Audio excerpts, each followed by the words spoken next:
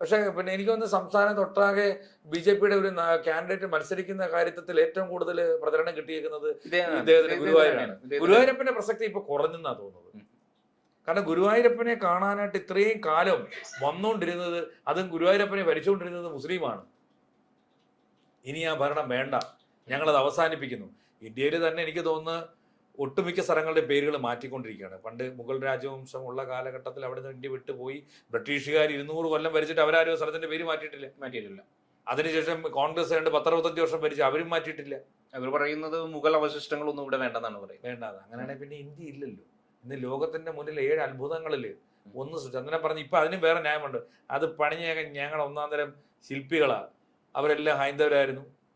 ഈ മുഗൾ രാജവംശക്കാർ അവരെ കൊണ്ടിട്ട് കെട്ടിയിട്ട് പണിയിപ്പിച്ചാണ് ആ വാസ്തുകല.